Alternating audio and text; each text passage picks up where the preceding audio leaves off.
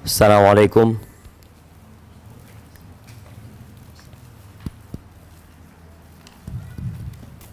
Assalamualaikum warahmatullahi wabarakatuh. Dimulai. Oh ya, mana cari-cari antum dulu ketuanya.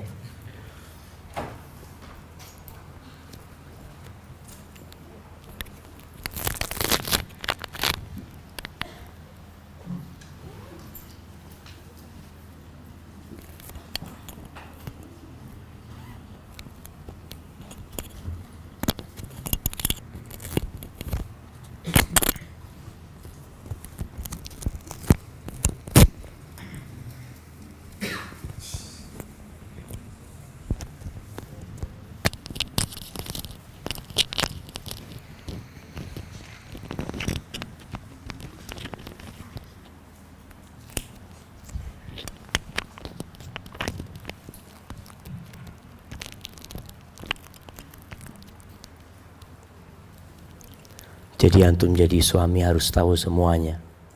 Sampai urusan mikrofon kalau rusak. Jadi suami itu kalau lampu rusak di rumah nggak perlu panggil tukang. Ada hal-hal remeh yang harus dipelajarin oleh setiap suami. Keran di rumah harus diganti, jangan nunggu tukang. Mobil kempes, jangan nunggu istri yang dongkrakin. Antum dongkrak sendiri. Baik, alhamdulillah wassalatu wassalamu ala Rasulillah, amma ba'd. Kita masuk ke sesi memanage konflik dalam keluarga.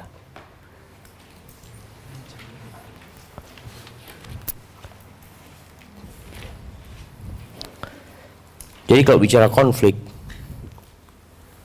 sejatinya Allah Azza wa Jalla menciptakan manusia ini beragam, tidak sama. Allah berfirman, tunggu sebentar, di surah Hud ayat 117,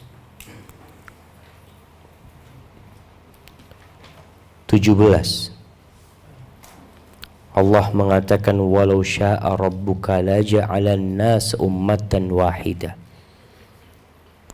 wa la yazaluna mukhtalifina illa man rahima rabbuk walidzalika khalaqahum. Kata Allah, kalau Allah berkehendak, Allah jadikan semua umat manusia itu satu umat, nggak ada perbedaan. Lalu Allah sebutkan manusia itu akan terus khilaf, akan terus berselisih, kecuali orang yang dikasih rahmat sama Allah SWT. Dan untuk itulah manusia diciptakan. Jadi keberagaman yang ada itu sudah sunnatullah. Antum menikah dengan seorang wanita, wanita membawa seorang lelaki yang berbeda dengan diri dia. Jadi kalau bicara konflik, seakan-akan ada jaminan konflik itu akan terjadi.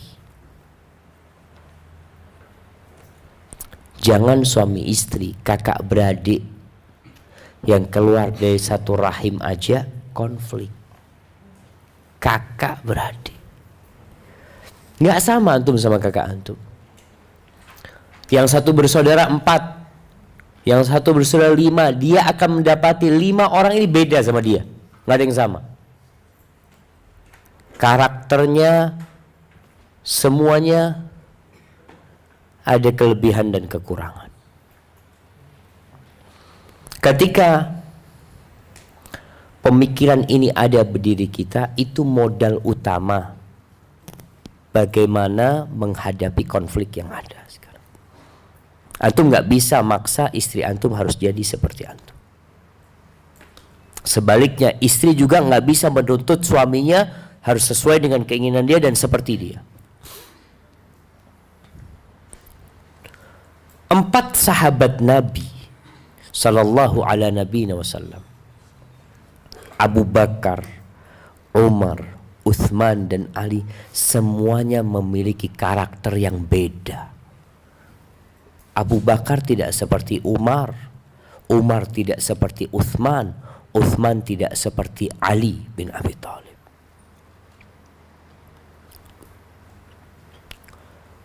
Tugas kita adalah bergaul dengan manusia sesuai dengan tipikal dia, bukan tipikal kita. Memperbaiki orang sesuai dengan kondisinya, bukan kondisi kita. Sebagian orang tidak memahami ini. Rasulullah Sallallahu Alaihi Wasallam, bagaimana beliau berdakwah tidak dengan satu cara. Ada sahabat yang suka dengan fulus. Dikasih fulus, masalahnya selesai. Ada tuh nggak usah ribut-ribut. Ada fulan kasih fulus, salam tempel. Antum punya istri ribut-ribut, antum belikan gelang emas, bungkus kado, dek, ini yang bisa aku berikan kepadamu. Ya Allah mas, repot-repot mas, Masya Allah. Wih, selesai sudah urusannya. Hati cuma butuh fulus.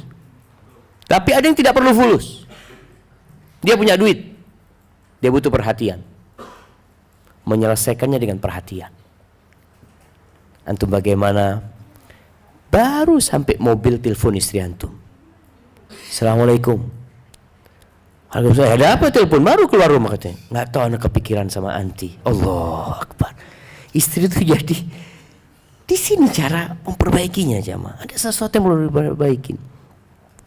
Ada yang dengan pujian.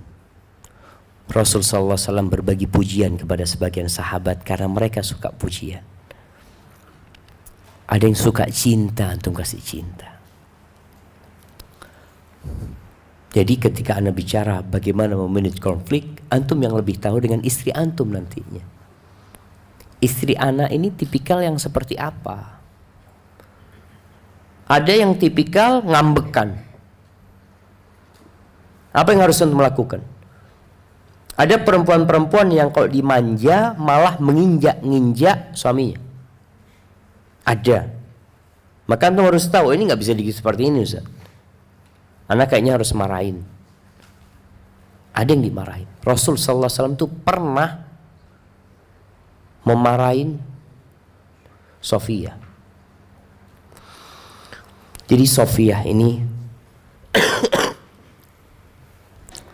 dalam satu perjalanan dia naik onta yang nggak bisa lari. Akhirnya terlambat datangnya Sofia. Rasul sallallahu alaihi wasallam menanti Sofia di dalam kota Madinah. Ditunggu Sofia, udah nangis-nangis. Nangis-nangis dia.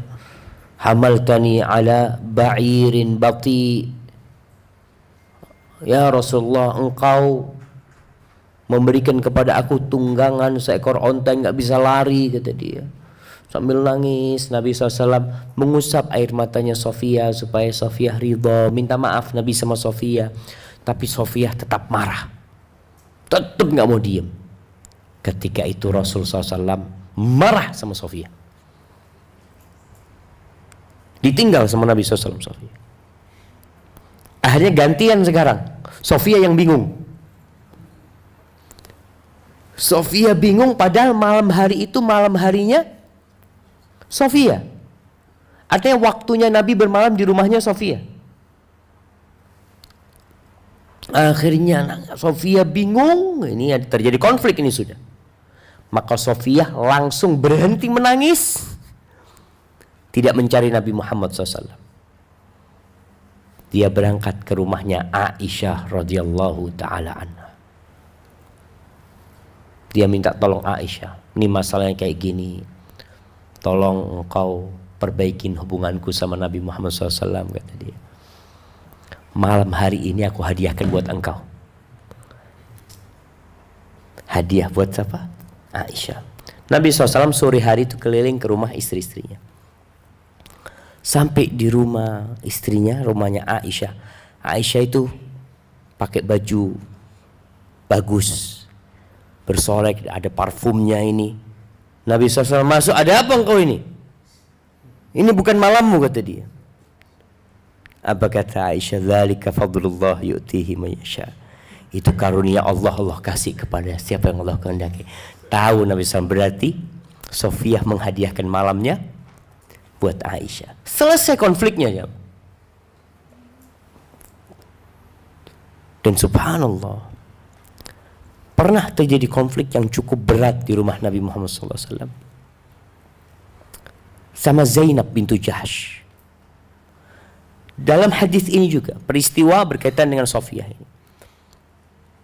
Nabi SAW mengatakan kepada Zainab, Zainab, kalau engkau pinjamkan ontamu kepada Sofiyah. Apa kata Zainab? Oh, engkau mau kasihkan ontaku kepada Yahudi itu? Marah Nabi sama. Itu 3 bulan dihajar itu Zainab. Subhanallah. Sampai Zainab itu membalik kasurnya Nabi Muhammad SAW. Berarti dia sudah putus asa, Nabi gak akan datang lagi ke rumahnya. Setelah 3 bulan Nabi SAW datang ke rumahnya, Zainab ya kemudian terjadi saling memaafkan di sana, selesai urusannya. Artinya konflik itu akan terjadi. Antum sudah harus siap. Karena antum akan berhadapan dengan manusia yang tidak sama dengan diri antum. Dia punya keinginan, antum punya keinginan. Dia punya hobi, antum punya hobi.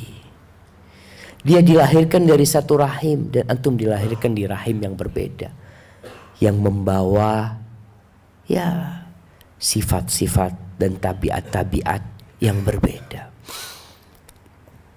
Terus bagaimana menghadapi konflik? Yang pertama, jangan marah.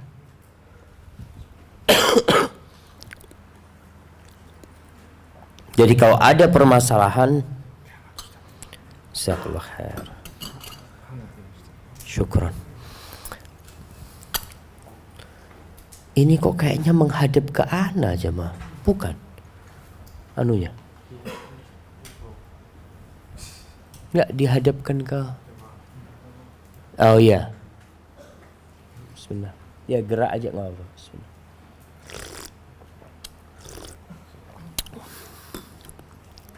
Alhamdulillah.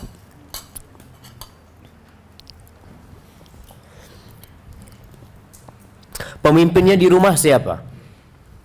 Suami. Kalau ada masalah, antum yang tanggung jawab. Marah itu tidak menyelesaikan masalah. Berapa banyak konflik yang disebabkan masalah remeh berakhir dengan perceraian. Padahal masalahnya adalah air jahe hangat yang terlalu banyak gulanya, kemanisan. Ini sekarang kemanisan nih jemaah. Suami ngatakan, "Dek, ini kemanisan jahenya, Dek." Mas sudah dibikinkan masih komplain, Mas. Ini masalah sudah. Masalahnya remeh. Padahal kalau istri ngomong, "Minta maaf Mas, sini Mas, ana tambahin air." Selesai kan urusannya. Tapi kadang-kadang ada istri yang merasa dia suami nggak tahu syukur, nggak terima kasih. Akhirnya dia marah sama suaminya. Dari sini suami marah, akhirnya diambil dituangin. Mulai berantem. Karena dari marah. Penghuni surga itu nggak suka marah. Maka Allah katakan tentang penghuni surga itu, wal kadhiminal ghaidh. Mereka adalah orang-orang yang suka menahan emosi mereka. Wal afina 'anil nas, mereka suka memaafkan orang. Wallahu yuhibbul muhsinin, Allah cinta kepada orang-orang yang suka berbuat kebaikan. Maka ingat, antum ketika ada konflik, antum tahan emosi antum. Rasul sallallahu alaihi wasallam mengatakan, idza ghadiba ahadukum falyaskut. Kalau marah salah seorang di antara kalian, diam, Antum marah semestinya. Kita lihat Nabi SAW ketika marah dengan Sofia, apa yang beliau lakukan? Beliau diam, ditinggal. Karena ini solusi gitu. Kalau beliau berbicara, yang ada bantah-bantahan. Makanya berapa sering antum melihat dalam rumah itu lempar-lemparan piring. Bermula dari dibantah ucapan suami, atau ucapan istri dibantah. Dalam kondisi dia emosi. Nabi SAW tahu Sofia sedang marah, maka Nabi diem. Pernah terjadi antara Ali bin Abi Thalib dengan Fatimah binti Muhammad SAW. Nabi SAW datang ke rumahnya Fatimah siang hari. Biasanya Ali tidur, nggak ada Ali di rumahnya. Ini mertua yang peduli. Dia ngelihat ada sesuatu di rumah putrinya. Ditanya sama Nabi SAW, Aina ibnu ammiki? Nggak ditanya mana suamimu, tapi ditanya kemana anak pamanmu. Diingatkan dengan hubungan rahimnya. Kemana anak pamanmu? Katanya Fatimah, bayangkan Fatimah ribut sama Ali. Ghadabani anifan falam yaqil indi. Tadi marah sama aku, atau aku bikin marah dia, kemudian dia nggak mau tidur siang di rumah. Terjadi di rumah Sayyidatu Nisa'il Alamin, wanita termulia di alam semesta ini. Itu salah satunya adalah Fatimah binti Muhammadin sallallahu ala nabiyina wasallam. Ghadabani anifan falam yaqil anni. Maka dicari sama Nabi SAW. Ternyata ada di mana Ali bin Abi Thalib? Tidur di Masjid Nabawi. Tidur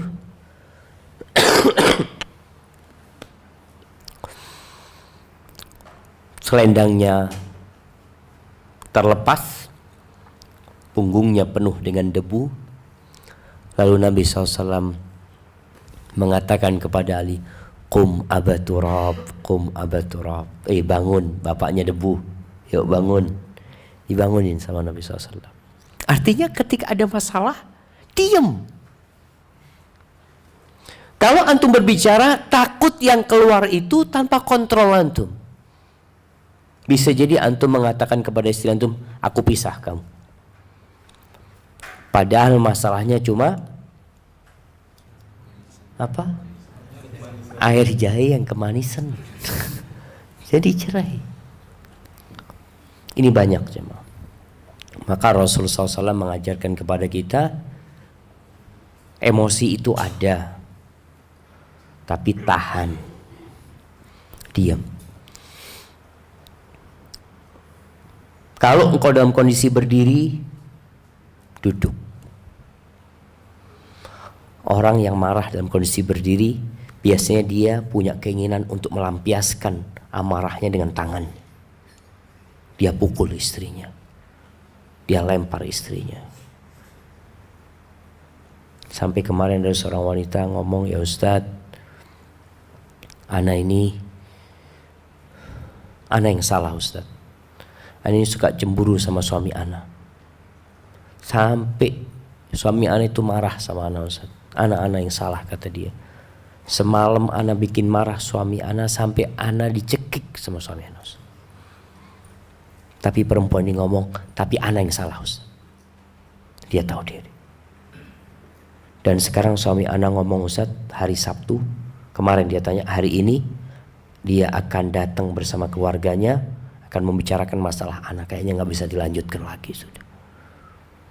Karena ada wanita-wanita yang terlalu cemburu, sampai bongkar-bongkar HP-nya suami, macam-macam. Suami jadi risih gitu loh. Ketika sudah tidak ada saling percaya dalam rumah itu, yang ada saling curiga, itu berat hidupnya. Tadi Anda sampaikan, ketika marah suami dalam kondisi berdiri itu bisa jadi memukul. Maka kata Nabi SAW, falyajlis, duduk. Kalau duduk masih marah ya, ngelihat gelas ini kepingin dilemparkan gelas ini, mau seperti itu. Rebahan dia, rebahan. Dan ingat, Antum ketika melihat pasangan hidup antum melakukan kesalahan, antum juga melakukan kesalahan. Jadi untuk menghibur diri, ketika melihat ada kesalahan dilakukan pasangan hidup kita, supaya kita tidak marah, supaya tidak terlalu emosi, tahulah engkau manusia biasa yang penuh kesalahan. Kata Nabi SAW, kullu bani Adam khata' wa khairul khata'in at-tawwabun. Semua manusia itu melakukan kesalahan, dan sebaik-baiknya melakukan kesalahan adalah yang bertobat kepada Allah, kembali kepada Allah. Kembali kepada Allah bukan berarti dia tidak ngulangin dosanya, jemaah. Bisa jadi orang bertobat kemudian ngulangin dosanya, tapi ketika dia bertobat dia sudah niat untuk tidak ngulangin. Kan syarat tobat sudah jelas. Karena ada seorang wanita, ini juga masalah keluarga. Ada seorang wanita mengatakan, Ustadz, ana dapetin suami ana main judi online Ustadz 2 kali. Waktu itu ana sumpah Ustadz, sumpah pakai Quran lagi sama suami ana. Suami ana janji tidak akan main judi online lagi. Dan dalam sumpah itu ana katakan, kalau engkau main judi online lagi, aku minta pisah. Sampai seperti itu. Suaminya alhamdulillah tidak main judi online berapa lama. Tapi setelah berapa bulan main lagi, Ustaz. Akhirnya ana minta pisah, Ustaz. Tapi ana nyesel, Ustaz.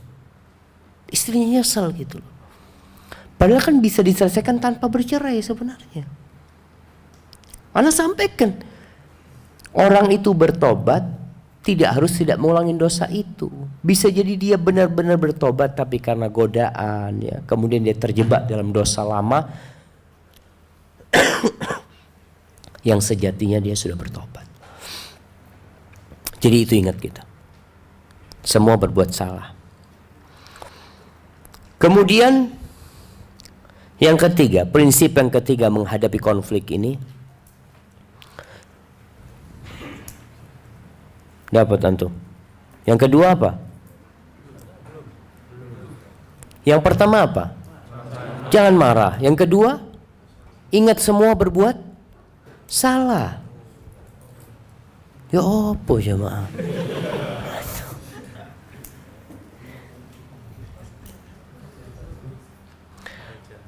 Yang ketiga, ketahuilah bahwasanya hidup ini ujian. Hidup ini ujian.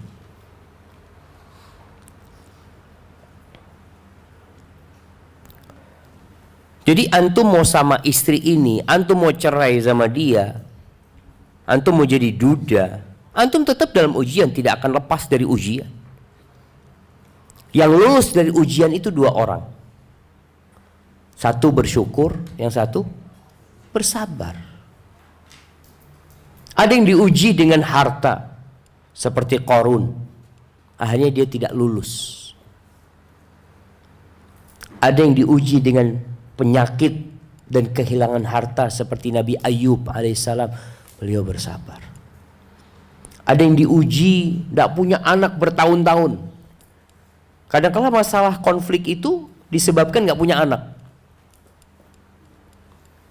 Ada yang diuji, Nabi Ibrahim alaihissalam berapa tahun nggak punya anak. Nabi Zakaria berapa tahun gak punya anak. Ketika seorang melihat, ya ini memang ujian, aku dapat istri seperti ini, iya. Atau istri mengatakan, Ustadz, ana dapat suami kok zalim Ustadz, ya. Dia mudah sekali marah, mudah sekali mencaci maki. Apakah kemudian anti gugat cerai? Selesai masalahnya, anti keluar dari ujian itu, anti akan menjadi janda dan terjebak dalam ujian mungkin yang lebih besar. Mungkin juga ketika anti jadi janda, bawa anak, suami gak peduli sama anak-anak anti. Anti akhirnya harus bekerja sendiri. Jadi seharusnya orang memandang hidup ini ujian, sudah anak akan hadapi. Makanya sebagian ulama itu Masya Allah, ketika dia dapat istri yang akhlaknya buruk, Yang suatu hari sohibnya itu datang ke rumahnya alim ulama ini jamaah. Alim ulama, sohibnya bertamu, dilihat istrinya alim ulama ini kok kayaknya kurang adab. Ngomongnya kasar macam-macam. Sama tamunya, ente kenapa nggak ceraikan dia? Banyak perempuan lainnya. Kata dia, aku takut istriku ini adalah ujian buat aku karena dosa-dosaku. Aku takut kalau nikah lagi dapat yang lebih parah dari dia. Udahlah yang ini ana jalanin. Masya Allah. Artinya seorang tahu diri gitu. Hidup ini ujian. Dan kita tadi awalnya kita sebutkan jangan marah, banyak berbuat dosa, kita melakukan kesalahan. Bisa jadi pasangan hidup kita itu gambaran dari dosa-dosa yang kita lakukan sebagai penghapusan dosa buat nanti. Ini yang menyebabkan akhirnya sebagian orang hidup bersama suaminya dengan konflik yang tidak berujung sampai mati. Antum pernah melihat orang tua kita, kadang-kadang antum melihat abah ibu ini ribut gak mari-mari, tapi Masya Allah habis gitu makan bareng lagi, ngobrol bareng lagi, tapi konflik-konflik terjadi di antara mereka karena mereka tahu ya sudah ujian hidup ini jamaah. Wa nabluukum bisyarri wal khairi fitnah wa ilaina turja'un. Tapi antum juga yang keempat ini harus mengevaluasi diri. Karena kata Allah Azza wa Jal, ma asabaka min hasanatin faminallah. Kalau engkau dapat kebaikan itu dari Allah. Kalau engkau dapat keburukan itu dari dirimu sendiri. Makanya ketika antum lihat ribut terus dalam rumah, antum segera bertobat kepada Allah Azza wa Jal. Dosa itu membawa naas dalam kehidupan kita. Sebagaimana riba menghilangkan berkahnya harta yang kita miliki. Bisa jadi penyebab konflik itu utang. Ana dapat buku anti riba, subhanallah ya. Disebutkan di sana salah satu yang menyebabkan keributan, sakit itu adalah hutang riba karena jadi beban dia. Maka segera antum bertobat kepada Allah Azza wa Jalla. Perbaiki hubungan antum sama Allah, Allah perbaiki hubungan antum sama pasangan hidup antum. Istri punya suami yang zalim, coba dia perbaiki hubungannya sama Allah. Mungkin sholatnya dia telat-telat.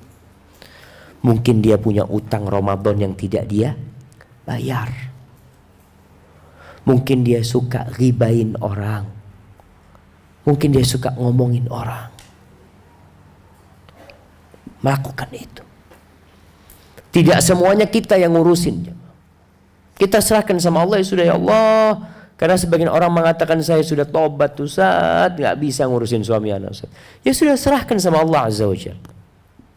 Dengan memperbaiki hubungan kita sama Allah, semoga Allah memperbaiki hubungan kita dengan keluarga kita. Kemudian yang ke-5. Masya Allah, ada yang ke-4, ada yang ke-5. Nah, apa yang ke-4? Evaluasi diri. Mengevaluasi diri. Yang ke-5, masalah dalam rumah jangan keluar dari tembok rumah.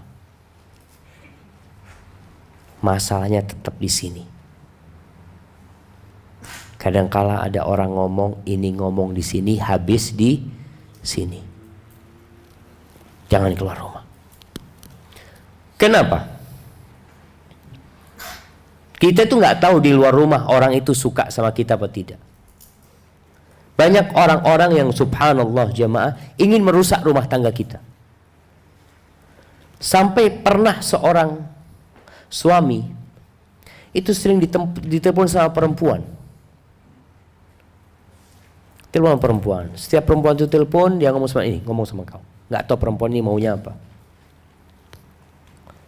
Terakhir, kalau yang ngomong perempuan dimatikan sama perempuan ini. sama penelponnya. Sampai suatu hari lakinya yang ngomong sama istrinya, engkau kenapa sih kok suka telepon ana? Kata dia, ya aku iseng aja, gak suka ngeliat kalian kok harmonis banget hidupnya.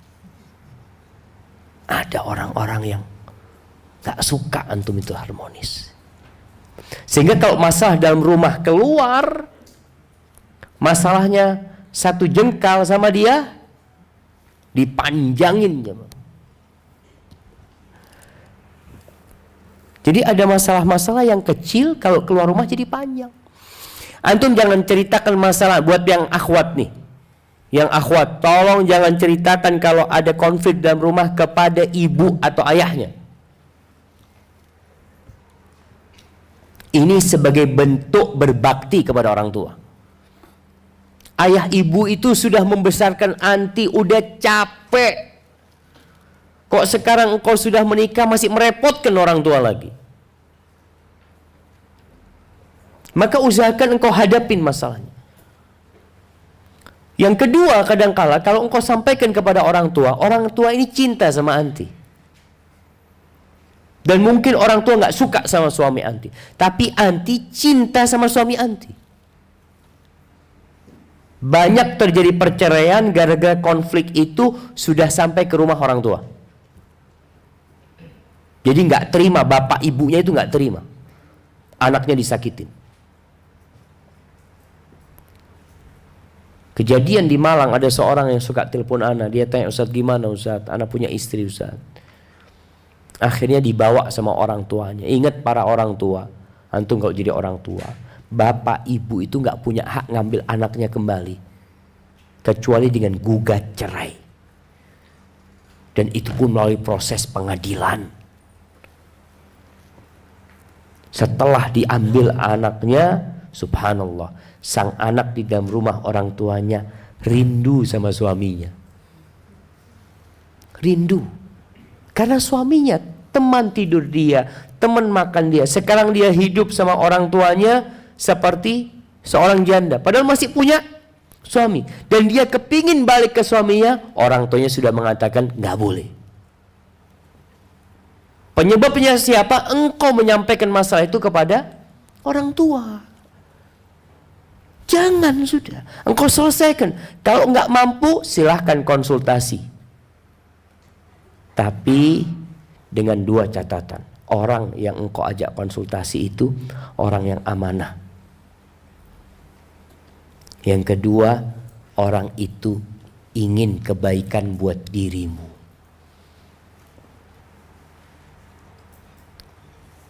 Karena kalau tidak, berbahaya.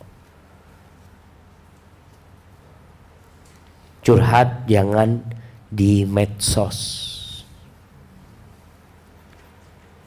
Ada seorang perempuan, adiknya telepon ana, Ustadz, ana merasa kakak ana ini punya masalah berat Ustadz sama suaminya Ustadz, ana minta solusi. Antum tahu dari mana? Ana tanya. Ana lihat status kakak ana Ustadz. Status kakaknya benci dengan seorang lelaki, maksudnya suaminya. Kalau antum sampaikan di medsos, kira-kira apa yang akan terjadi? Suami akan lebih marah lagi gitu.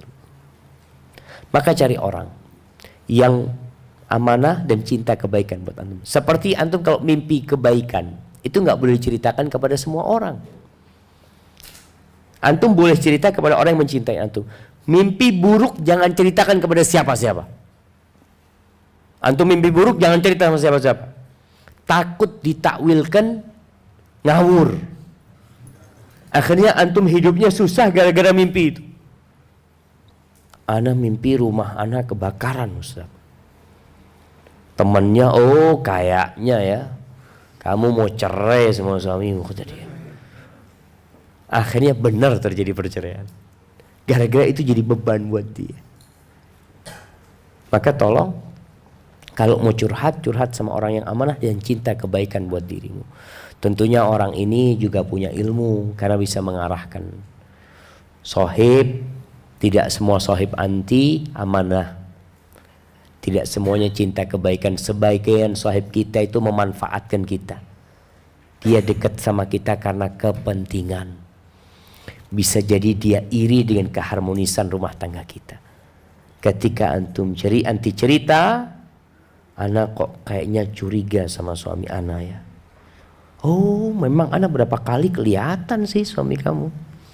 Kelihatan apa? Ya kelihatan ke masjid maksudnya.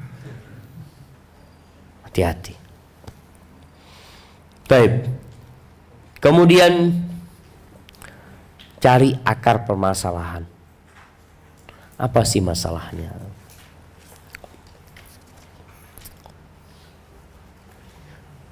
Jadi dokter itu sebagian ngasih obat dengan harapan pasien balik lagi. Tapi kebanyakan dokter enggak. Dia ngasih tahu nih. Ketika dia datang, laporan dok, anak sakit dok. Apa sakitnya? Suka batuk dok. Ada dokter yang kasih obat batuk. Tapi ada dokter yang tanya, kamu ngerokok? Iya dok. Kamu kalau mau sembuh berhenti ngerokok. Kalau enggak ada manfaatnya ini, obat ini. Sampai ada dokter mengatakan kamu kalau masih ngerokok jangan kesini lagi sudah. Nggak ada gunanya obat ini. Karena penyebabnya kamu tahu. Tapi tetap dilakoni gitu loh. Maka dalam masalah rumah tangga ini kita harus cari apa penyebabnya sih. Kalau penyebabnya ternyata remeh. Seringkali masalahnya remeh. Masalah apa? Suami pulang kemalaman. Setiap pulang malam istri tanyanya apa? Dari mana mas? Ya dari tempat kerja kata dia. Ngapain? Ya melakukan kerjaan. Sama siapa? Ini kayak polisi aja cuma sedang bikin BAP itu. Subhanallah. Akhirnya suami mulai naik suaranya. Ribut. Berarti kan istri tahu oh, penyebabnya ini pertanyaan-pertanyaan yang kurang berguna. Diganti pertanyaannya. Suami pulang, tanya mas kayaknya mas capek mas. Mau dipijit mas. Allahu Akbar. Itu selesai masalahnya mas. Sambil dipijit ya. Ngobrol sama suami. Mas punggungnya kok keras mas ya. Ngerjain apa di kantor mas? Ceritalah suami. Tadi itu mobilnya kempes bannya. Ganti ban. Artinya gak perlu awal datang dalam kondisi capek. Istri langsung nyerang gitu loh. Dengan suara yang penuh tuduhan. Capek suamimu ini. Dan buat para akhwat, ketahuilah akhwat ini Allah ciptakan mampu meredam amarah suami. Makanya perempuan itu disebut sakan, tempat ketenangan dan kedamaian. Menikah pun untuk mendapatkan sakinah. Jadikan itu perempuan mendapatkan sakinah di diri anti. Nah, jadi cari sebabnya. Cari sebabnya. Kalau sebabnya di suami, berarti ada usaha untuk memperbaiki suami. Allah Subhanahu wa ta'ala memerintahkan kepada para suami atau suami istri untuk saling wa tawasau bil haq wa tawasau bis sabr. Ada caranya ngasih tahu suami. Suami ngasih tahu istri juga ada caranya. Jangan di depan anak-anak. Jadi ada garis merah yang gak boleh dilewatin. Ada garis merah gak boleh dilewatin. Dan rasa pembahasan Ustadz Fadlan sudah tentang hak-hak dan kewajiban. Ada pertanyaan-pertanyaan yang gak boleh ditanyakan. Ada hal-hal yang demi menjaga. Contohnya buka HP pasangan. Itu Itu garis merah, janganlah. Kecuali suami yang memberikan izin gitu. Taib. Kemudian ketika sudah tahu sebabnya, maka berusaha untuk memberikan nasihat. Dan istri ini yang keberapa? Yang ketujuh, istri banyak mengalah. Kenapa istri kok harus mengalah, Ustaz? Karena suami ini pemimpin. Pemimpin itu biasanya nggak semuanya, itu agak gengsi mau minta maaf. Padahal yang salah pemimpin. Makanya di mana-mana selalu pemimpin nyalahkan anak buahnya. Ini gara-gara kamu. Padahal yang memerintahkan siapa? Dia yang merintahkan. Suami ngomong sama istrinya, "Dek, aku kok kepingin makan rawon, Dek ya." Dibikinkan rawon sama istrinya.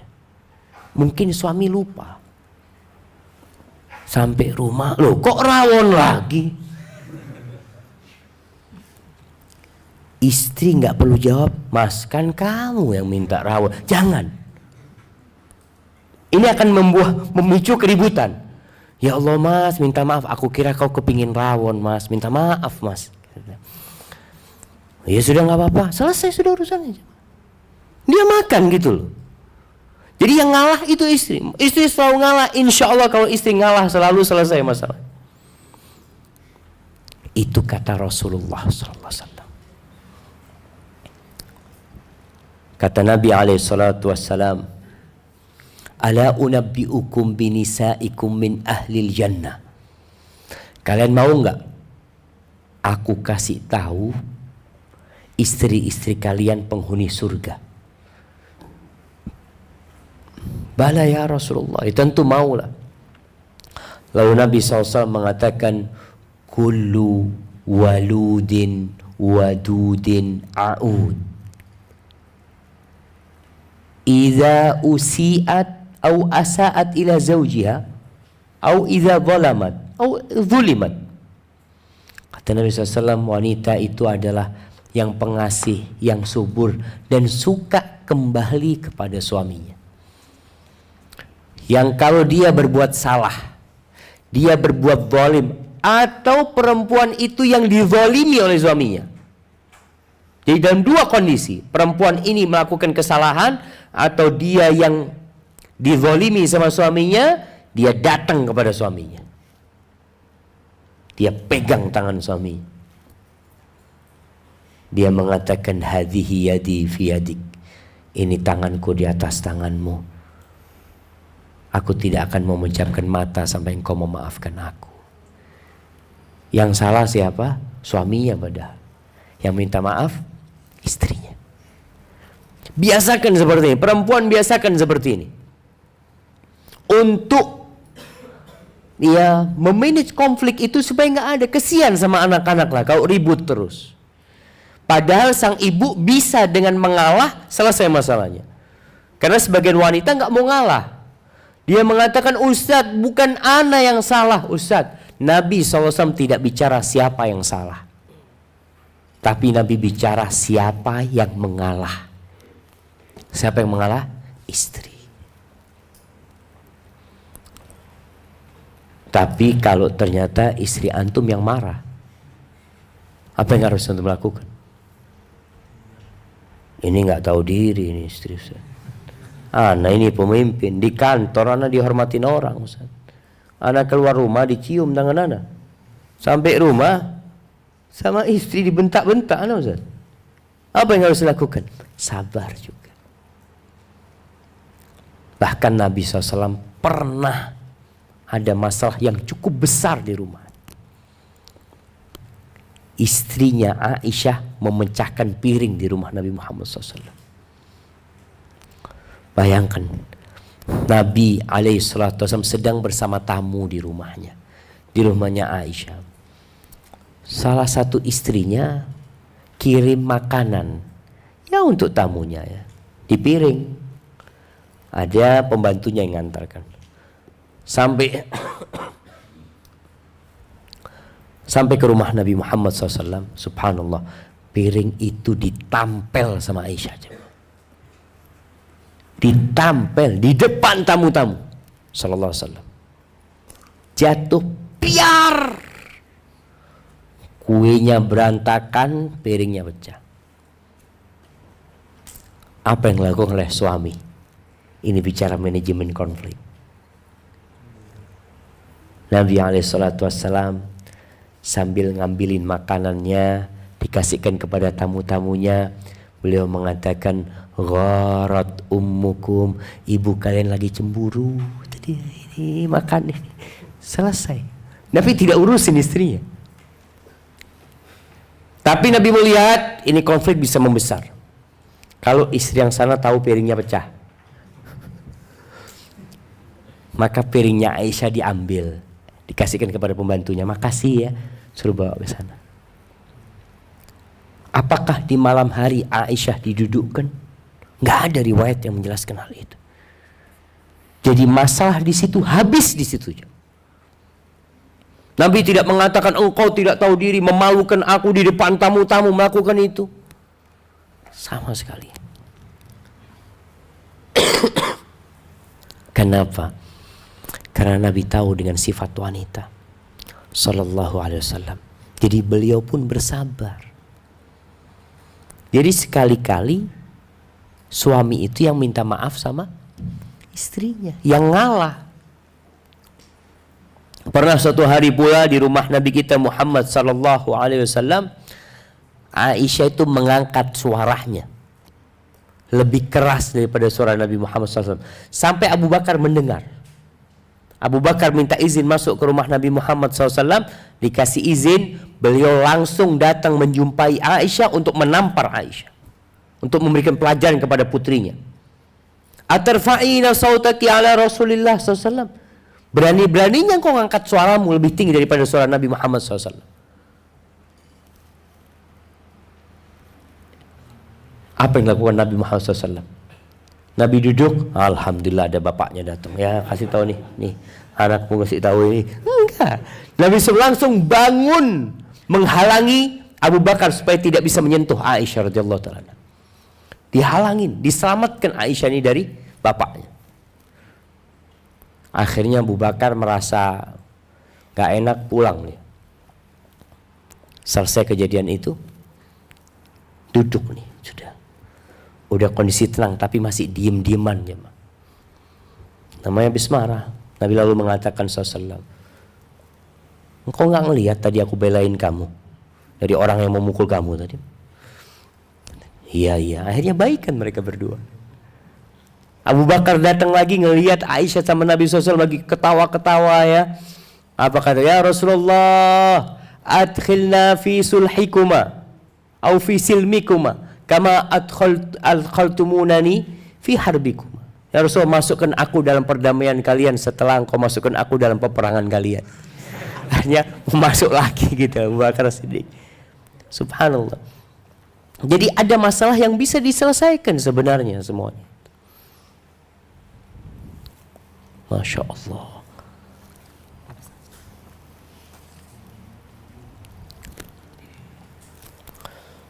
Taib. Jadi saling mengalah. Tapi lebih utama istri mengalah sama suaminya, suami juga kadang-kala mengalah sama istrinya. Kadang-kala konflik di dalam rumah itu tidak selesai. Apa yang harus dilakukan? Ana sudah berusaha Ustaz memperbaiki suami ya. Tapi suami tetap gak mau jadi baik. Kadang-kala suami ngomong, Ustaz, ana berusaha untuk ngajak istri ngaji ya, untuk hijrah, tapi dia tetap gak mau Ustaz. Keributan tidak bisa dihindarkan tiap hari. Cara yang terakhir bukan cerai. Apa? Mediasi. Kirim mediator. Ini Allah sebutkan di surat An-Nisa ayat 35. Allah mengatakan wa in khiftum shiqaqa bainihima. Di surat An-Nisa ayat 35 Allah mengatakan kalau kalian takut wa in khiftum shiqaqa bainihima, pertikaian di antara keduanya yang ya gak bisa dihindarkan lagi, fab'athu hakaman min ahlihi wa hakaman min ahliha, maka kirim utusan dari pihak keluarga istri dan utusan dari pihak keluarga suami. Orang lain sekarang sudah harus memasukkan pihak lain. Kenapa? Karena dua orang ini merasa semuanya benar. Orang kalau merasa salah dan dia mengalah, selesai urusannya. Tapi sang suami merasa dia yang benar, sang istri merasa dia yang benar. Lalu dibutuhkan dua orang yang melihat siapa sebenarnya yang salah, siapa sebenarnya yang zalim dalam masalah ini. Ini ada sebuah kisah yang diriwayatkan oleh Ibnu Katsir dalam tafsirnya dari Ibn Abi Mulaikah, bahwasanya Aqil ibn Abi Talib, Aqil ibn Abi Talib berarti saudaranya Ali bin Abi Talib, dia itu menikah dengan Fatimah binti Utbah bin Rabi'ah. Utbah bin Rabi'ah salah satu dedengkot orang-orang musyrikin yang terbunuh pada waktu perang Badar, yang dibunuh oleh Hamzah atau dibunuh oleh Ali pada waktu itu. Ini menikah, Aqil menikah dengan putrinya Utbah. Faqalat tasiru ilayya wa unfiq alaik. Katanya istrinya mengatakan, udahlah kau nikah sama aku yang kasih nafkah kepadamu. Sebenarnya kewajiban memberikan nafkah siapa? Suami. Tapi ada perempuan yang kaya raya, udah yang penting kau jadi suamiku, engkau gak usah ngasih nafkah aku lah, aku yang kasih nafkah kepadamu. Ini istri boleh mengatakan itu. Jadi kalau ada akhwat-akhwat yang sudah mapan hidupnya ya, mungkin dia dapat warisan banyak dari orang tuanya, dikasih usaha sama orang tuanya, kemudian dia melihat ada seorang ikhwan yang baik hati, dia mengatakan melamar diri ikhwan tersebut, mau dia kirim orang, nggak ada masalah. Ini yang terjadi dengan Aqil bin Abi Talib dengan Fatimah binti Utbah. Kemudian fakana idza dakhala 'alaiha qalat aina Utbah bin Rabi'ah wa Syaibah bin Rabi'ah. Setiap kali Aqil ini masuk ke rumahnya Fatimah, Fatimah itu selalu bertanya, Utbah bin Rabi'ah di mana? Syaibah bin Rabi'ah di mana? Dia cerita tentang bapaknya sama pamannya, dia tanyakan kemana, ada di mana. Mereka ini sudah, Fatimah masuk Islam, bapaknya kan mati dalam kondisi kafir. Suatu hari kayaknya lagi sakit hati atau ada masalah Aqil bin Abi Talib ini, ketika Fatimah bertanya,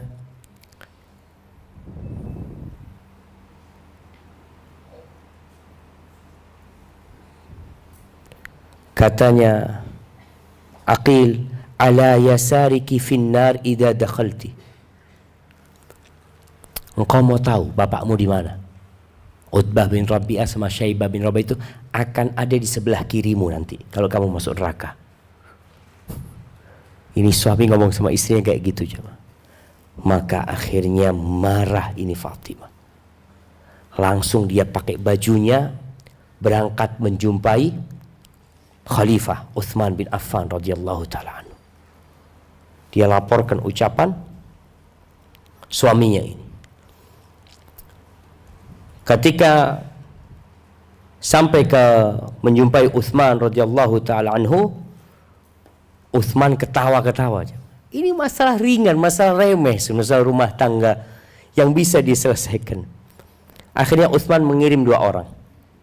Mengirim Abdullah bin Abbas dan mengirim Muawiyah bin Abi Sufyan. Muawiyah ini dari pihak keluarganya Fatimah binti Utbah. Ibnu Abbas dari keluarganya Aqil bin Abi Thalib untuk dilihat. Fatimah udah pulang duluan. Akhirnya datanglah Abdullah bin Abbas dengan Muawiyah. Ibnu Abbas mengatakan la ufarriqanna bainahuma. Aku akan pisahkan antara keduanya, sudah kayaknya nggak bisa dilanjutkan. Ini pendapat Ibnu Abbas. Ada Muawiyah ketika itu mengatakan ma kuntu li ufarriqa baina syakhsaini min bani Abdi Manaf. Aku nggak mungkinlah dua orang dari keturunan Abdi Manaf harus kita pisahkan. Coba kita usahakanlah. Akhirnya sampai sana ternyata pintu rumahnya sudah ditutup, jamaah. Berarti masalahnya sudah selesai. Ya pulang sudah mereka. Urusannya ini. Kadangkala masalah itu masalah ringan. Alhamdulillah dia datangnya Fatimah kepada siapa? Kepada Utsman bin Affan. Sehingga bisa memberikan solusi. Bapaknya sudah mati. Ibunya mungkin sudah tiada. Kalau dia berangkat kepada orang yang tidak cinta sama dia, yang tidak ingin kebaikan sama dia, yang akan terjadi biasanya perpisahan. Maka tugas mediator ini melihat dua orang ini. Cara yang lain, para ahli fikih itu menyebutkan dua orang yang bertikai ini yang konflik terus nggak selesai-selesai, dititipkan ke rumahnya orang yang alim. Dititipkan, tahu rumahnya orang yang alim. Dia mungkin punya rumah besar, taruh rumahnya untuk dilihat. Yang bermasalah ini siapa sebenarnya? Kalau yang bermasalah itu suami, maka suami dikasih tahu, kamu itu sebenarnya yang salah. Maka suami wajib memberikan nafkah kepada istrinya, dan istri boleh tidak melayani suami atas perintah mediator. Tapi kalau ternyata yang salah istrinya pun didudukkan, yang salah engkau selama ini. Engkau wajib melayani suamimu, nafkah ya sudah, suami nggak mau ngasih nggak apa-apa, untuk menghukum dirimu nanti. Jadi diserahkan kepada mediator, tidak bercerai. Namun terakhir kalau memang tidak mungkin, maka perceraian adalah solusi terakhir. Tapi perceraian itu pun bertahap. Talak pertama, dilihat setelah talak pertama mungkin berubah. Talak kedua, dan itu akan dibahas oleh Ustadz yang lainnya insyaallah tentang pembahasan tolak. Mungkin kita masuk ke sesi tanya jawab. Nah, Anda persilahkan kepada panitia.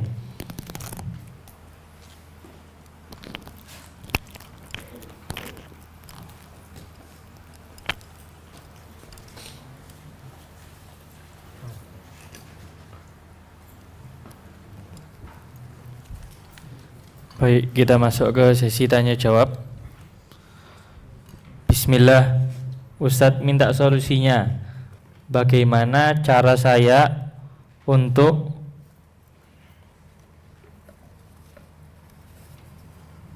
memperbaiki hubungan ibu dengan ibu mertua yang sering bentrok?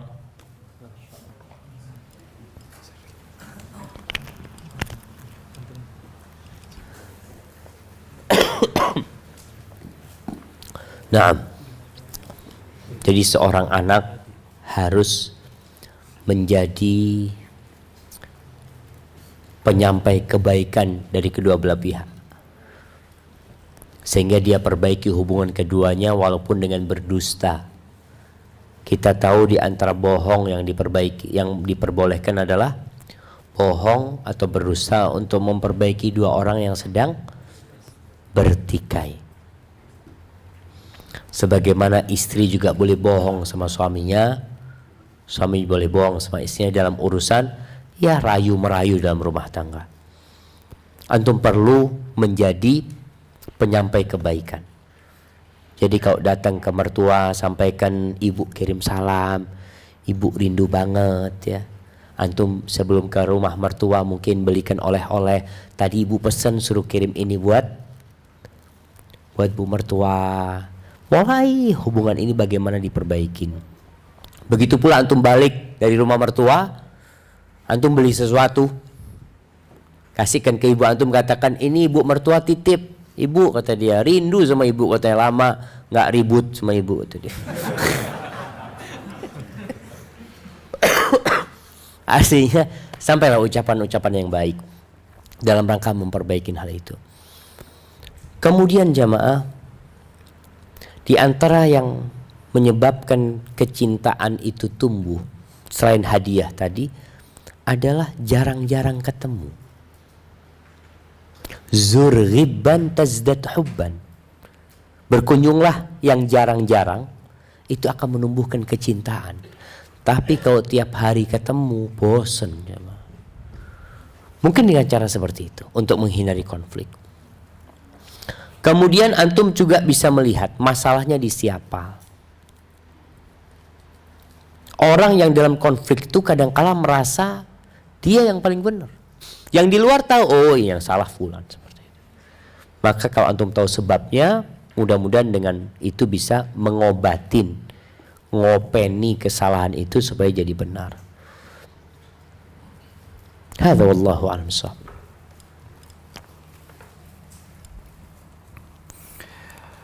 Assalamualaikum warahmatullahi wabarakatuh.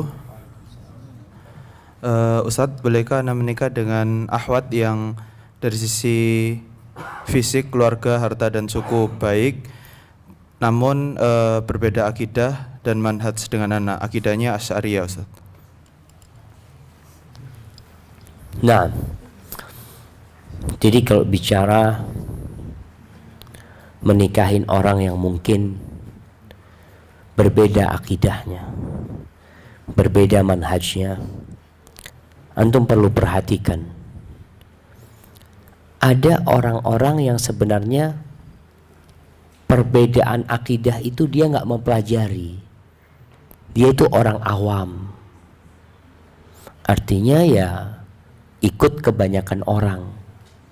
Bukan seorang akhwat yang memang mengkaji tentang akidah, mengkaji falsafat, semoga dia menjadi tahu tentang akidah itu. Ada yang seperti itu. Kalau yang seperti itu yang memang mengkaji, mempelajari, maka jangan takut antum malah terbawa dengan mereka. Tapi kalau dia akhwat yang awam sebenarnya, jadi akidahnya itu ya akidah orang tuanya, dia juga bukan orang yang mengkaji agama lebih dalam, tapi akhwat itu adalah orang yang suka kebaikan, suka ilmu, hanya saja belum sampai ilmu kepada dia, dan secara agama dia itu melaksanakan kewajiban dan meninggalkan yang haram, insya Allah masih ada harapan. Tapi kalau seperti yang pertama kondisinya berat, lebih baik antum cari akhwat yang sehati sama antum, supaya di rumah tidak ribut terus. Pulang kerja langsung buka kitab, mana kitabnya? Mana dalilnya kamu yang mengatakan nggak boleh kayak gitu? Wow, ribut terus. Makanya dari awal carilah akhwat yang sehati sama antum, sehingga ya perbedaan itu akan tetap ada, tapi paling tidak dia visi dan misinya sudah sama, insyaallah. Hadza wallahu a'lam bissawab. Assalamualaikum, Ustadz. Berapa lamakah proses ta'aruf dan sejauh mana kita harus mengenal calon pasangan? Kalau berapa lama sih nggak bisa ditentukan, jamaah. Karena yang diperlukan itu informasi yang lengkap. Bisa jadi sehari selesai, antum sudah tahu gitu loh. Tapi bisa jadi berbulan-bulan antum cari tahu tentang dia belum dapat. Karena memang ya antumnya sibuk. Jadi tadi kita bicarakan kalau berbicara yang 50% dengan pertanyaan tadi selesai kan?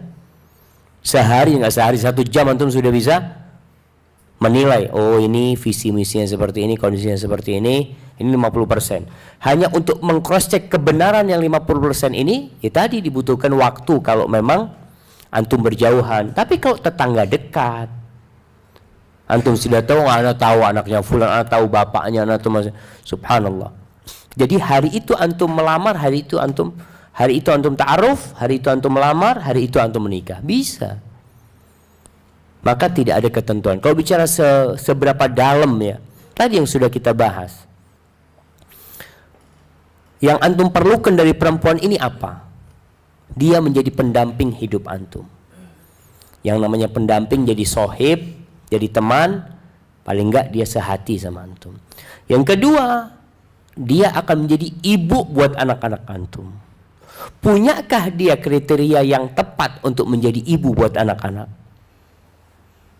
Kalau tujuan kita menikah tadi bukan hanya urusan melampiaskan nafsu, tapi kita ingin menciptakan keluarga yang harmonis, keluarga yang bermanfaat buat negeri ini.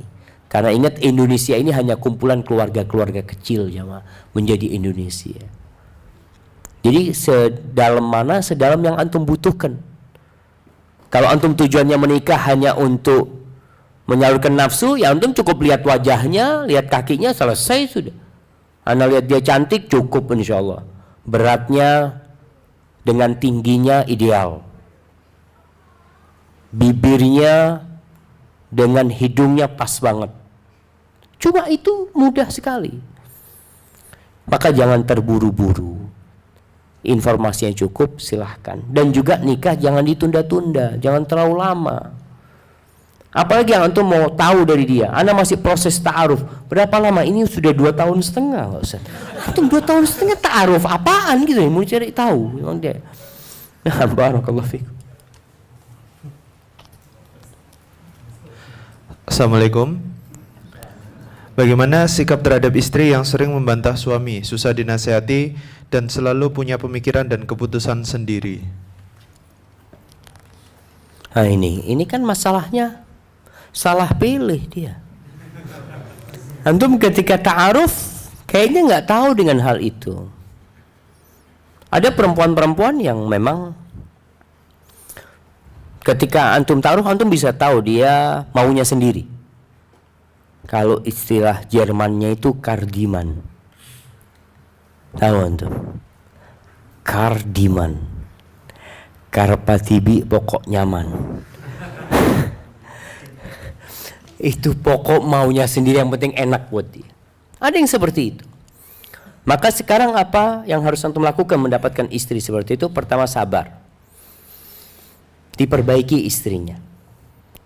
Allah menjelaskan di surat An-Nisa ketika mengatakan ar-rijalu qawwamuna di ayat 34, ar-rijalu qawwamuna 'alan nisa bima faddalallahu ba'dahum 'ala ba'din wa bima anfaqu min amwalihim fassalihatu qanitatun hafizatun lil ghaib wallati takhafuna nushuzahunna fa'idhuhun.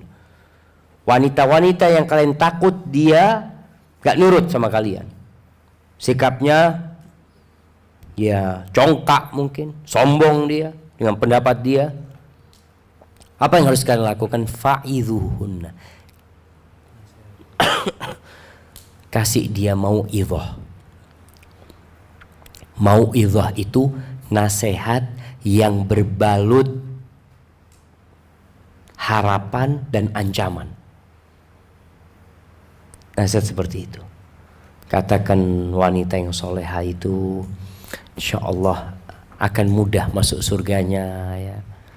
Kasih nasihat-nasihat tadi yang berbalut ancaman juga. Ada wanita-wanita yang masuk neraka gara-gara tidak taat sama suaminya. Kebanyakan wanita masuk neraka itu karena tidak bersyukur sama suaminya. Ini yang namanya mau'idhah hasanah. Duduk sama dia. Jadi bukan marah-marah. Bahasanya Allah itu mengatakan fa'idhuhunna. Kasih arahan, pencerahan dari dia. Berbalut cinta dan kasih sayang. Suami ketika ngasih tahu istrinya, dasarnya itu cinta. Dasarnya bukan benci, karena dia cinta. Ini ibunya anak-anak ana loh. Ana sayang sama dia. Ana ingin kebaikan buat dia. Itu dasarnya. Sehingga kalau ini dasarnya, insya Allah istri mudah menerima.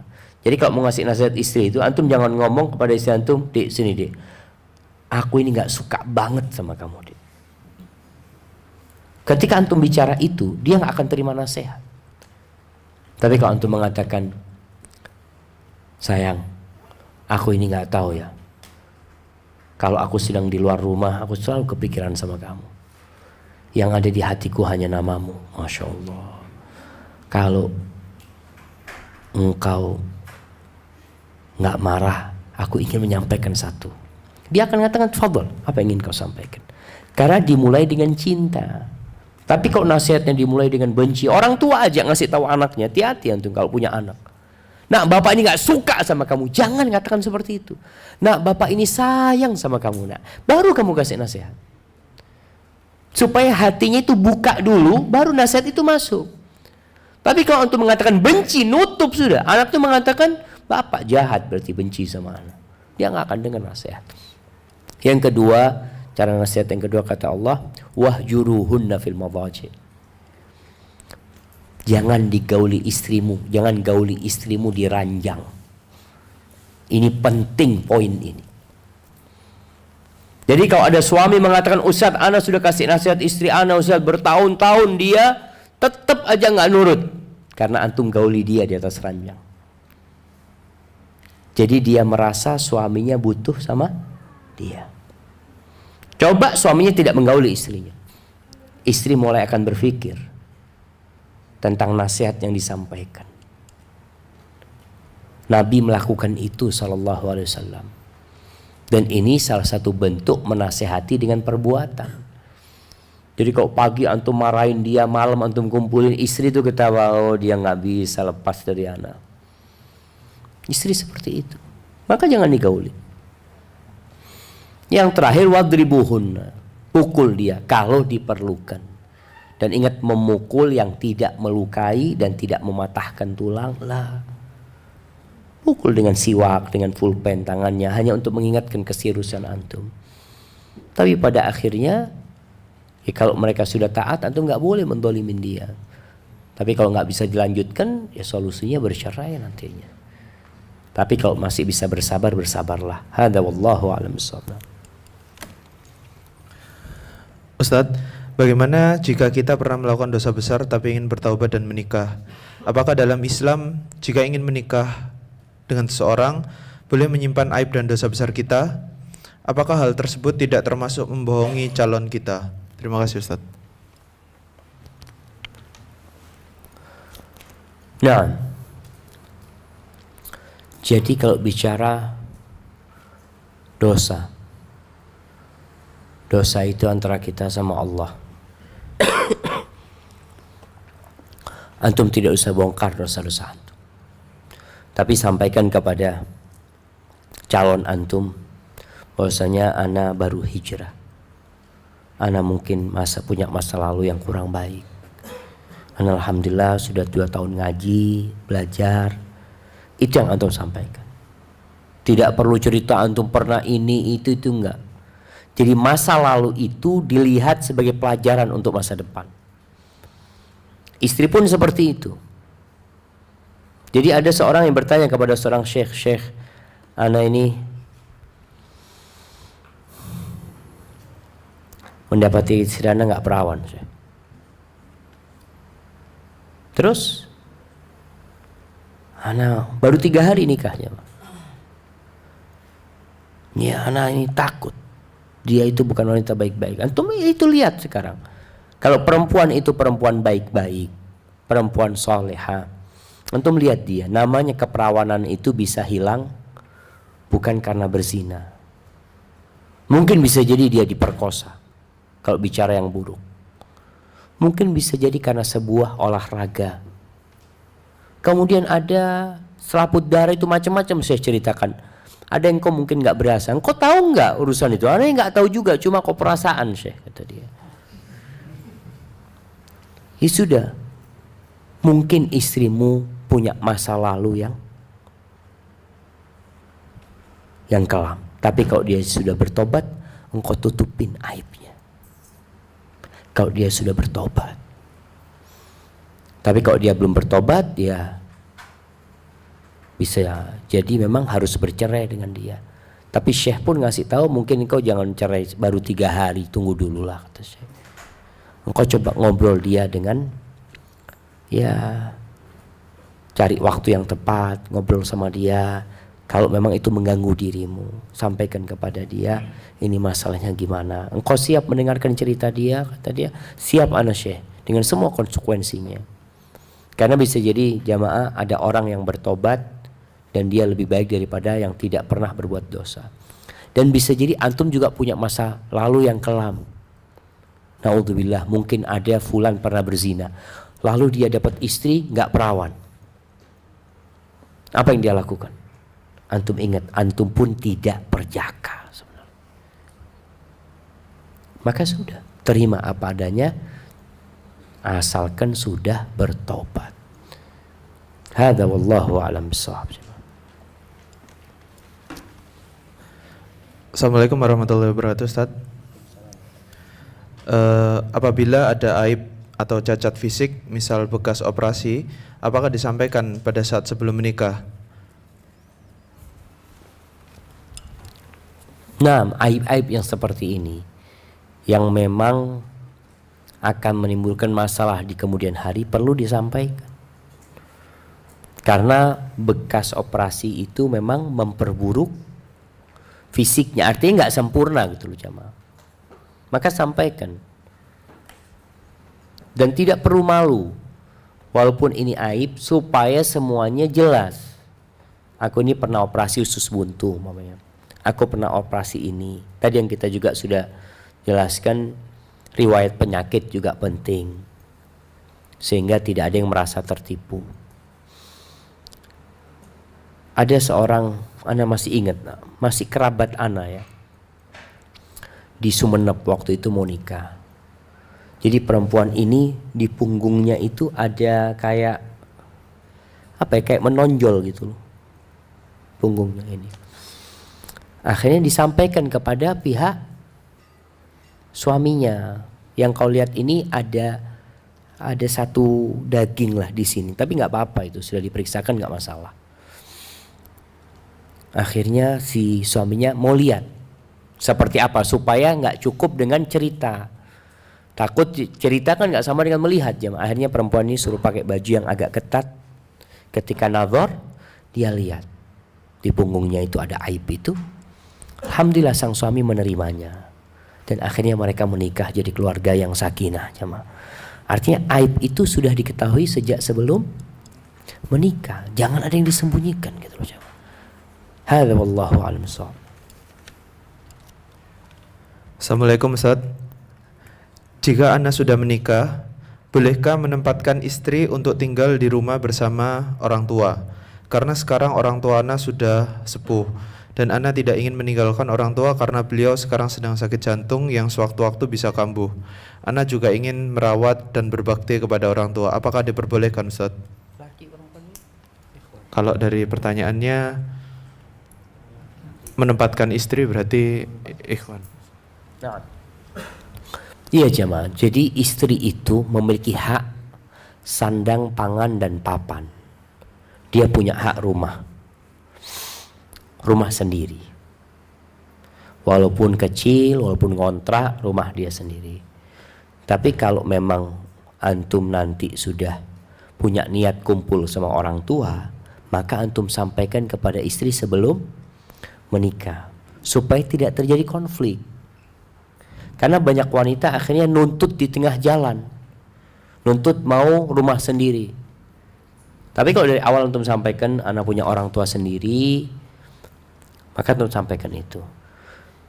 Kalau di rumah itu ada kakaknya suami laki, ada orang laki-laki lain, maka lebih baik istri ditempatkan tempat sendiri, tidak kumpul sama orang tua. Karena kesian istri harus selalu pakai jilbab dalam rumah, karena ada orang laki yang bukan mahramnya dia.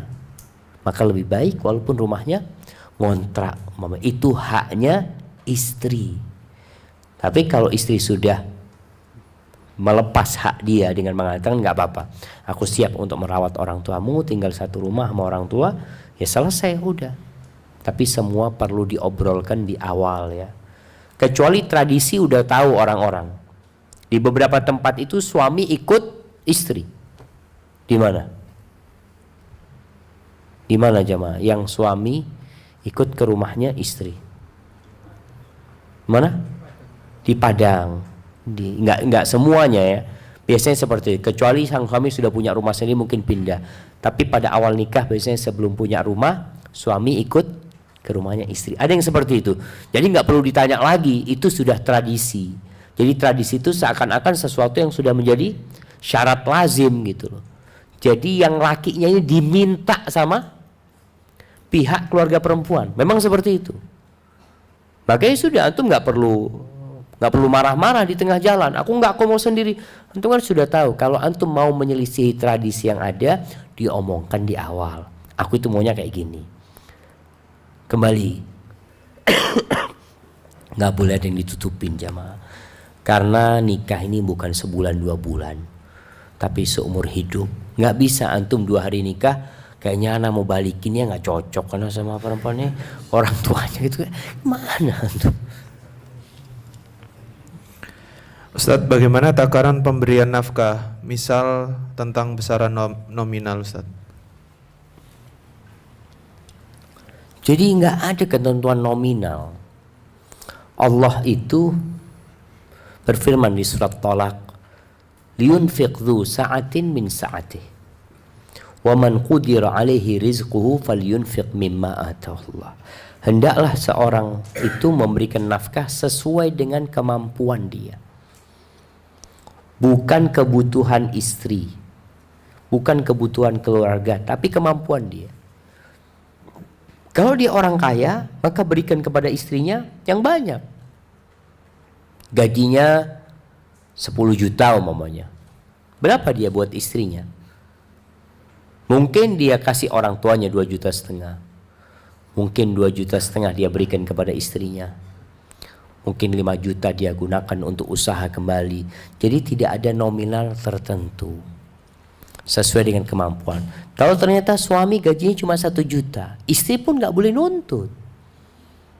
Jadi ini betapa adilnya Islam ini jamaah. Ketika suami kaya, berikan yang banyak kepada istri. Ketika suami miskin, istri nggak boleh nuntut sama suaminya. Makanya istrinya Abdullah bin Mas'ud radhiyallahu taala anhu, Zainab, dia itu tidak pernah nuntut sama suaminya. Bahkan dia bekerja di rumah menenun untuk makan keluarga karena dia tahu kemampuan suaminya. Jadi gak ada bicara nominal. Kalau bicara nominal itu biasanya untuk mahar. Mahar itu ikut pasaran yang ada. Jadi ada standar. Orang Bugis beda sama orang Jawa standarnya. Orang Jawa beda sama orang Padang. Orang Arab mungkin beda dengan orang non-Arab. Standarnya dan dari satu kampung ke kampung lainnya itu beda-beda. Kemudian bicara nafkah juga antum harus melihat siapa yang antum nikahin. Makanya antum harus siap gitu loh. Antum nikahin anaknya orang kaya, ini makannya Masya Allah. Sarapannya aja jemaah burger. Antum biasa sarapan bubur ayam. Aduh, ini gimana gitu. Tapi antum harus siap gitu. Antum sudah tahu ini sarapannya seperti ini. Sehingga kalau bicara nominal nggak ada ketentuan nominal yang pasti ya, tapi sesuai dengan kemampuan. Itu yang anda ketahui. Hadza wallahu a'lam bissawab. Ustaz, apabila suami istri yang sudah lama menikah belum dikaruniai anak, apakah diperbolehkan suami berpoligami atas dasar alasan tersebut? Pertanyaan kedua, apakah tetap dibenci oleh Allah sebuah perceraian yang terjadi karena ada yang terzolimi? Bisakah mendapatkan cinta Allah kembali setelah perceraian tersebut? Padahal jika tidak bercerai ditakutkan akan membahayakan bagi pasangan atau anak. Mungkin nggak punya keturunan gitu, Ustaz.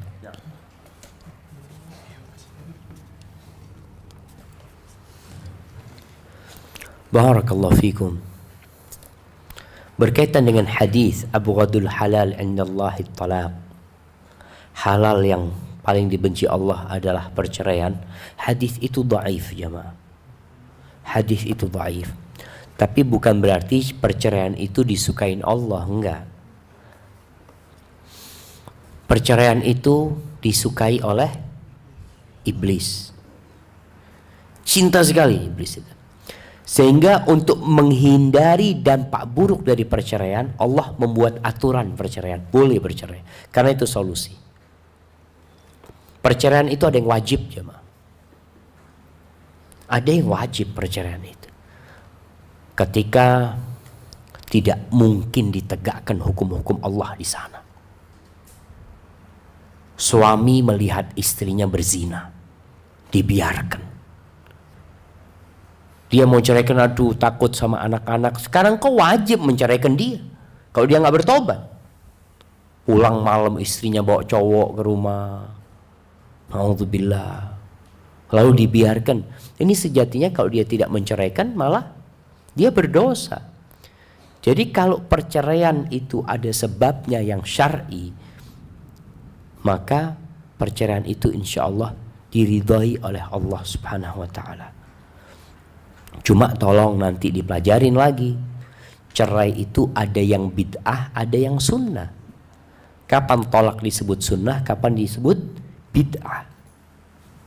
Maka kalau kita mengikuti ya cara-cara bercerai yang sesuai dengan syariat dan alasannya sesuai dengan syariat, maka insya Allah rumah tangga tetap akan dijaga. Bahkan Allah mengatakan, waman yattaqillah yaj'al lahu makhrajan.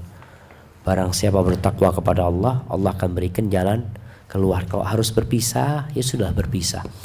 Urusannya mungkin tidak bisa dilanjutkan, tapi wala tansawul fadla bainakum. Jangan melupakan kebaikan yang pernah ada di antara kalian. Karena biasanya kalau bercerai itu jamaah, sang suami akan menjelek-jelekan istrinya, istri akan menjelek-jelekan suami. Kalau punya anak, anaknya jadi korban. Karena anaknya kalau ikut ibunya disuruh benci bapaknya, kalau ikut bapaknya dididik supaya benci sama ibunya. Itu yang disukai oleh syaitan dan dibenci oleh Allah Azza wa Jalla. Maka bisa insya Allah menghindari dampak buruk dari perceraian itu dengan cara mengikuti perceraian yang sesuai dengan syariat. Hadza wallahu a'lam bissawab. Nah. Ustaz, ini karena waktunya udah mendekati zuhur, jadi dicukupkan. Pertanyaan terakhir. Paling terakhir. Terakhir. Satu lagi Ustaz. Ustaz, bagaimana hukumnya istri kerja di bank riba dan berhubungan jauh dengan suami, berhubungan jarak jauh dengan suami? Ya hukumnya jamaah suruh berhenti istrinya. Suruh berhenti istri antum. Kalau istri nggak mau berhenti, antum dosa kalau membiarkan dia. Maka perceraian menjadi solusi. Tapi berusaha untuk diperbaikin dulu istrinya, jangan langsung menceraikan dia. Karena kita tahu Allah itu, ini kembali kepada awal pernikahan jamaah. Visi dan misinya yang sebenarnya sudah saling tahu, tapi suami tetap menikahin itu perempuan. Mungkin dia sejak sebelum menikah sudah kerja di bank riba. Maka masalahnya ada di siapa? Ada di suami. Maka antum kalau menerima dia seperti itu dulunya, maka sekarang antum perlu dudukkan istrimu dan memberikan nasihat kepada istri dengan jarak jauh ini. Antum harus datang. Masya Allah, subhana man sabbah ra'du bihamdih. Jadi seperti itu. Antum perlu kasih tahu, kalau memang tidak bisa dilanjutkan, ya sudah, antum ceraikan dia. Semoga antum mendapatkan yang lebih baik gantinya. Tapi antum berusaha dulu menasihatin dia dengan banyak istighfar. Mungkin antum juga punya banyak dosa tadi yang kita bicarakan ya, yang menyebabkan antum dapat pasangan hidup seperti itu. Antum juga bukan orang baik-baik sebenarnya. Sehingga dengan kita memperbaiki hubungan kita sama Allah, semoga Allah memperbaiki hubungan kita sama istri kita, sehingga dapat istri yang taat dan penurut sama kita. Hadza wallahu a'lam bissawab. Karena sudah mau masuk waktu zuhur jamaah, mohon maaf atas segala kekurangan. Yang benar dari Allah, yang salah dari ana pribadi. Hadza wa sallallahu ala nabiyyina Muhammadin wa ala alihi wasallam. Ana serahkan kepada ketua panitia.